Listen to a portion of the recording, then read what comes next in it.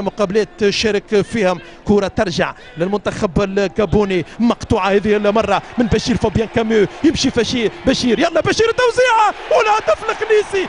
الله الله الله، ثالثة من تسجيل أول هدف في المباراة من بشير فابيان كاميو على مستوى التوزيع، والكرة الرأسية مباغتة من طه ياسين الخنيسي مولود في قلب المرمى. الكرة الأخيرة بين بن يوسف و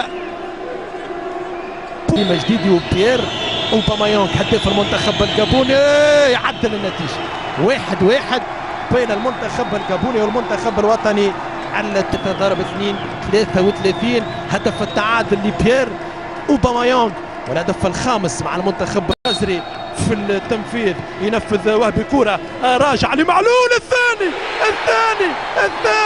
على الهدف الثاني للمنتخب الوطني.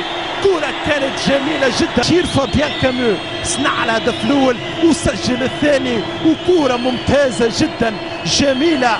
تصويبة بشير فابيان كاميو على التصويبة الأخيرة، وبشير منين الحل علي معلول، يحاول يمر علي معلول، يرجع للفرجاني سيس، يهرب الفرجاني بماديندا وعلي معلول به علي يوزع عليه كرة الخزري. الله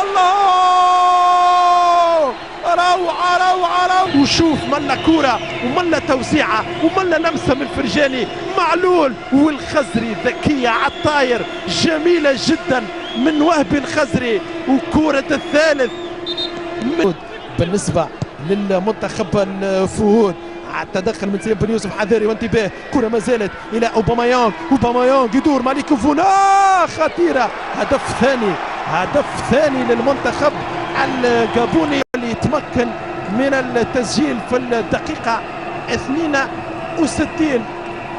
محترف اليوفي الإيطالي، شوف كيفاش كانت الكرة وخرجت من بيير اوباميانغ مالك اوباميانغ يلزم يرد باله. دفاعنا ترجع من جديد، اوباميانغ قال له توزيعة جيلار التغطية الأحمر، وين التغطية؟ فاروق يتصدى الثالث. هدف التعادل قلت يلزم نردوا بالنا مليح، حتى تالية قاعدين نقبلوا في أهداف. فاروق اليوم فما لمسة تشوف الترويض منه، وفاروق خطأ فادح من فاروق بن مصطفى.